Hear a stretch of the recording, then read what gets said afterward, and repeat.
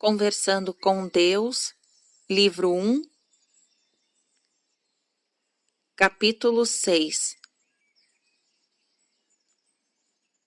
Continuação da narrativa. O autor. E quanto ao sofrimento? É o caminho para Deus? Alguns dizem que é o único. Deus. O sofrimento não me agrada, e quem diz isso não me conhece. O sofrimento é um aspecto desnecessário da experiência humana. Não só é desnecessário, como também é desagradável e nocivo para a saúde. O autor.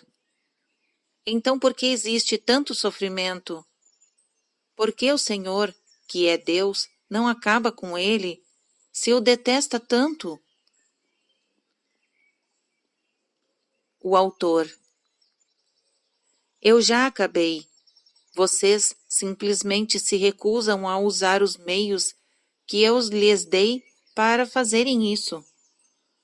O sofrimento não tem nada a ver com os eventos, é apenas a reação das pessoas a eles. O que está acontecendo é apenas o que está acontecendo.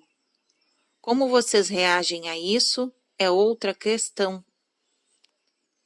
Eu lhes dei os meios para reagir aos eventos de um modo que diminui o fato, elimina o sofrimento, mas vocês não os usaram. O autor. Desculpe-me, mas por que não eliminar os eventos? Deus. Essa é uma ótima sugestão. Infelizmente, não tenho controle sobre eles. O autor. O senhor não tem controle sobre os eventos? Deus. É claro que não. Os eventos são ocorrências no tempo e no espaço que você escolhe produzir. E eu nunca interfiro com as escolhas. Fazer isso seria ignorar o motivo pelo qual eu o criei. Mas já expliquei tudo isso antes. Alguns eventos você produz voluntariamente e outros atrai, de modo mais ou menos inconsciente. Alguns, os grandes desastres naturais, se incluem nesta categoria. São atribuídos ao destino. Mas até mesmo o destino pode ser um acrônimo para de todos os pensamentos em toda a parte. Em outras palavras, a consciência do planeta. O autor. A consciência coletiva? Deus. Exatamente. O autor. Há pessoas que dizem que o mundo está se transformando em um inferno. Nosso meio ambiente está sendo destruído. Nosso planeta está sob a ameaça de um grande desastre geofísico. Terremotos, vulcões, talvez até mesmo uma inclinação no eixo da Terra. E há outras que dizem que a consciência coletiva pode mudar tudo isso, que podemos salvar a Terra com os nossos pensamentos. Deus. Os pensamentos transformados em ações. Se um número suficiente de pessoas em toda a parte achar que algo deve ser feito para preservar o meio ambiente, a Terra será salva. Mas elas terão de agir rápido. Tantos danos já foram causados durante tanto tempo. Isso exigirá uma grande mudança de atitudes. O autor. O Senhor quer dizer que se não agirmos rápido, veremos a Terra e seus habitantes serem destruídos? Deus. Eu tornei as leis do universo físico bastante claras para que todos os compreendessem. Há leis de causa e efeito que foram suficientemente descritas em linhas gerais para seus cientistas e médicos e, através deles, para os seus líderes mundiais. Essas leis não precisam ser descritas uma vez mais aqui. O autor. Voltando ao sofrimento, de onde tiramos a ideia de que o sofrimento era bom? A ideia de que os santos sofrem em silêncio? Deus. Os santos realmente sofrem em silêncio, mas isso não quer dizer que o sofrimento é bom. Os discípulos na escola do Mestre sofrem em silêncio porque compreendem que o sofrimento não é a vontade de Deus, mas em vez disso um claro sinal de que ainda há algo a aprender a esse respeito, a lembrar. O verdadeiro mestre não sofre em silêncio, apenas parece estar sofrendo sem se queixar. O motivo de não se queixar é que ele não está sofrendo, mas apenas experimentando um conjunto de circunstâncias que você consideraria insuportável.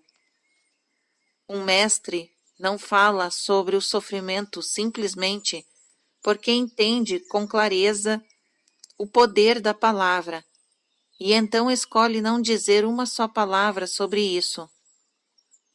Nós tornamos real aquilo o que prestamos atenção. O mestre tem conhecimento desse fato e escolhe o que deseja tornar real. Todos vocês fizeram isso de vez em quando. Não há uma só pessoa que já não tenha feito uma dor de cabeça desaparecer ou tornando a visita ao dentista menos dolorosa através de uma decisão nesse sentido. Um mestre simplesmente toma a mesma decisão no que diz respeito a situações mais amplas. O autor. Mas por que há tanto sofrimento? Por que, ao menos, há a possibilidade de sofrimento? Deus. Você não pode saber. Se torna o que é, na ausência do que não é. Como eu já lhe expliquei. O autor. Eu ainda não entendo onde tiramos a ideia de que o sofrimento era bom. Deus. Você mostra que é sensato quando insiste em perguntar isso. O conhecimento original a respeito do que é sofrer em silêncio foi tão deturpado que agora muitos acreditam e várias religiões de fato pregam que o sofrimento é bom e a alegria é má. Portanto, vocês decidiram que se alguém tem câncer, mas se cala a esse respeito, ele é um santo. Enquanto que se tem uma sexualidade forte para escolher um tema polêmico e a manifesta abertamente, ela é uma pecadora. O autor. Meu Deus, o Senhor realmente escolheu um tema polêmico e também mudou habilmente o pronome do masculino para o feminino. Qual foi a sua intenção? Deus. Mostrar-lhe os seus preconceitos. Vocês não gostam de pensar nas mulheres como tendo uma sexualidade forte, muito menos manifestando-a abertamente. Prefeririam ver um homem morrendo sem um gemido no campo de batalha do que uma mulher fazendo amor entre gemidos na rua. O autor. O Senhor não? Deus. Eu não faço julgamentos, mas vocês o fazem, de todos os tipos, e eu sugiro que são os seus julgamentos que os impedem de sentir alegria e as suas expectativas que os tornam infelizes. Tudo isso é o que causa mal-estar, e aí começa o sofrimento. O autor: como posso saber que o Senhor está dizendo a verdade? Como posso saber que é Deus quem está falando e não a minha imaginação muito fértil? Deus: você já fez essa pergunta. Minha resposta é a mesma. Que diferença faz isso? Mesmo se tudo o que eu disse for errado, você pode pensar em um modo melhor de viver? O autor: não. Deus: então errado é certo, e certo é errado. Eu lhe digo isto para ajudá-lo a enfrentar o seu dilema. Não acredite em nada do que eu falo. Simplesmente viva e experimente isso. Depois viva qualquer outro paradigma que queira criar. A seguir, olhe para sua experiência para descobrir a sua verdade. Um dia, se você tiver muita coragem, experimentará um mundo em que fazer amor será considerado melhor do que fazer guerra. Nesse dia você rejubilará.